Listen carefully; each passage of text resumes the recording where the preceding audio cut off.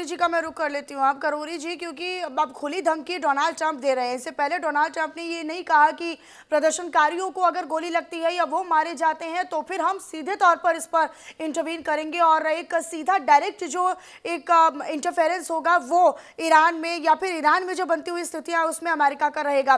फिलहाल 62 लोगों की मौत हो जाना, 62 लोग तो केवल दर्ज है, हो सकता है आंकड़ा इससे ऊपर ही पहुंचे। हालांकि अलग अलग रिपोर्ट्स अलग अलग आंकड़े ही बता रही हैं।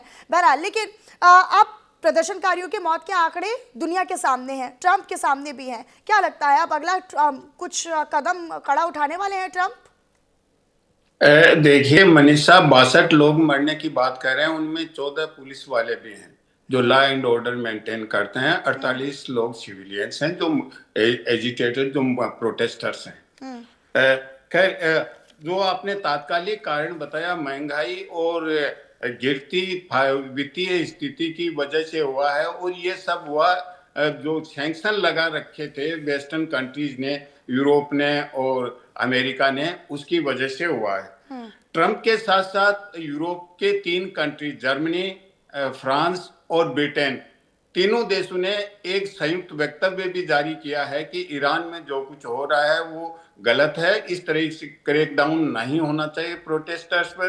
तो अगर इस सब को हम देखें तो तात्कालिक कारण तो आपने सही बताया कि महंगाई और वित्तीय स्थिति है, लेकिन अगर ऐतिहासिक दृष्टि से देखें तो 1953 में प्रजातांत्रिक तरीके से इलेक्टेड गवर्नमेंट को ऑपरेशन अजाक्स के तहत सीआईए और एमआई6 ब्रिटेन की एजेंसी है, दोनों ने मिलके मोहम्मद मोसादेक को किस तरह से हटाया, और इसलिए हटाया कि वो तेल की कंपनियों को नेशनलाइज कर दिया था। अमेरिका को और वेस्टर्न कंट्रीज को तेल नहीं मिल रहा था, तो उन्होंने शाह रेजा पहलवी की जो डायनास्टी थी उसको शुरू किया। उसने 27 साल तक शासन किया, कोई दिक्कत नहीं आई वेस्टर्न कंट्रीज को, अमेरिका और यूरोपियन कंट्रीज को तेल मिलता रहा। लेकिन वहां की ईरान की जनता को यह अच्छा नहीं लगा कि दूसरे देश इंटरफेरेंस करें और हमारा शासक है वो उनकी कठपुतली बन के काम करे, इसलिए इस्लामिक रिवॉल्यूशन हुई। और इस्लामिक रिवॉल्यूशन में जो खोमेनी आए, और खोमेनी ने आने के बाद में इस्लामिक स्टेट डिक्लेयर किया, उसका इस्लामिक क्रांति नाम दिया। अब देखिए बहुत लंबा समय हो गया, 45 साल तक चल चुका है। तो कहीं भी इतने लंबे समय तक किसी का शासन चलता है तो उसका विरोध होता है, वो सबकी ग्रीवेंसेस को एड्रेस नहीं कर सकता और सब संतुष्ट भी नहीं होंगे। लेकिन अभी जो स्टेटमेंट आ रहे हैं, जैसे 3 यूरोपियन कंट्रीज ने जॉइंट स्टेटमेंट दिया, ट्रंप ने ये कहा कि हम हस्तक्षेप कर सकते हैं, इससे जिस तरह का ईरान का इतिहास है और जिस तरह की पुरानी सभ्यता है, ईरान का राष्ट्रवाद और अधिक मजबूत होगा। इसीलिए खोमेनी ने कहा है कि अमेरिका धमकियां दे रहा है, विदेशी हस्तक्षेप से हो रहा है, ये टेररिस्ट हैं। लेकिन इसके साथ साथ ईरान के प्रेसिडेंट ने भी ये कहा है कि जो लॉ एंड ऑर्डर मशीनरी है वो रेस्ट्रेन रखें और इनकी जो ग्रीवेंसेज हैं उनको एड्रेस करें। और उन्होंने ये भी एश्योरेंस दिया है कि मैं इन्वेस्टिगेशन कराऊंगा जो हत्याएं हुई हैं। अब एग्जैक्ट स्थिति क्या है, क्योंकि इंटरनेट और कम्युनिकेशन चैनल्स प्रैक्टिकली बैन है वहां पे, और ऐसी बैन की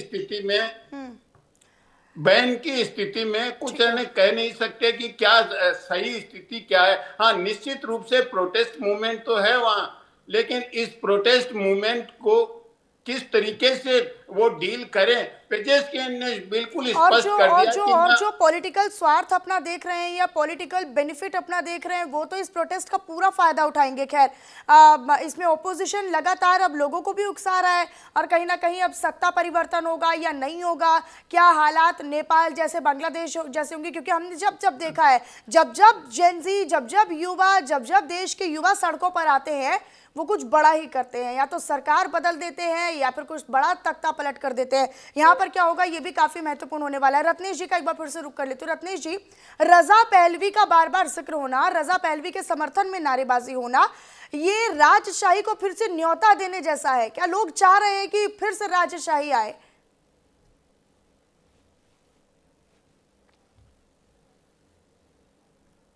फादर थे रजा शाह पहलवी, वो 1979 तक सत्ता में थे, और जब इस्लामिक रिवॉल्यूशन हुआ तो उसके बाद वो उनको भागना पड़ा वहाँ से, और वो कई देशों में शरण लेने के लिए इधर उधर भागते रहे। आखिरी दिन उनके बड़े कष्ट में बीते, यहाँ तक कि उनके बेटे रजा पहलवी वो भी ज़्यादातर विदेशों में ही रहे हैं। लेकिन अब उन्हें ऐसा लग रहा है कि अगर प्रोटेस्टर्स को सही तरीके से गाइड किया जाए और उनकी एनर्जी को यूटिलाइज किया जाए, जैसे आपने भी कहा जेनजी जहाँ जहाँ प्रदर्शन करती है वहाँ कुछ न कुछ परिवर्तन होता है, तो रजा पहलवी को ये बात समझ में आ गई है। और इसीलिए आज उन्होंने एक ट्वीट किया है, बहुत लंबा ट्वीट है वो, कि ईरान के जो खोमेनी हैं वो कातिल हैं, क्रिमिनल हैं, और वो उन्होंने इकोनॉमिक सेक्टर के लोगों को, जो अर्थतंत्र को वहाँ कंट्रोल करते हैं ईरान में, और दूसरा जो उन्होंने ये कहा है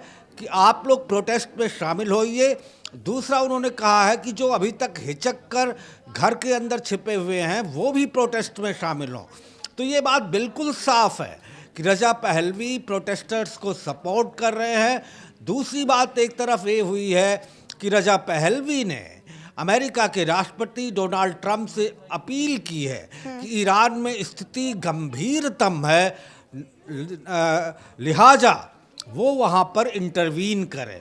और उसी के बाद डोनाल्ड ट्रंप का ये स्टेटमेंट आया कि अगर प्रोटेस्टर पर खोमेनी के सिक्योरिटी फोर्सेस, आर्मी पीपल गोली चलाते हैं तो डोनाल्ड ट्रंप एडमिनिस्ट्रेशन को मजबूर होना पड़ेगा कि जो वहाँ एयरबेसेस हैं उनके मित्र देशों में, उनको एक्टिवेट करना और जवाबी कार्रवाई करना। जैसा मैंने कहा पहले भी, 4-5 महीनों में यूएस एडमिनिस्ट्रेशन ने ये दिखा दिया है कि उनके लोगों की पहुंच हर जगह है। ठीक है रत्नेश जी, बहुत शुक्रिया आपका इस तमाम हमारे साथ जानकारी भी आपने साझा की और साथ ही साथ इस पर चर्चा भी की। बाकी दोनों खास मेहमानों का, टीपी त्यागी जी आपका भी और किरोड़ी सर आपका भी बहुत बहुत शुक्रिया हमारे साथ इस चर्चा में अपने अपने विचार और अपना अपना वक्तव्य साझा करने के लिए। और फिलहाल इस बुलेटिन में इस चर्चा के साथ ही इतना ही। बाकी देश और दुनिया की तमाम और खबरों को देखने के लिए आप रहिएगा न्यूज़ इंडिया के साथ। नमस्कार।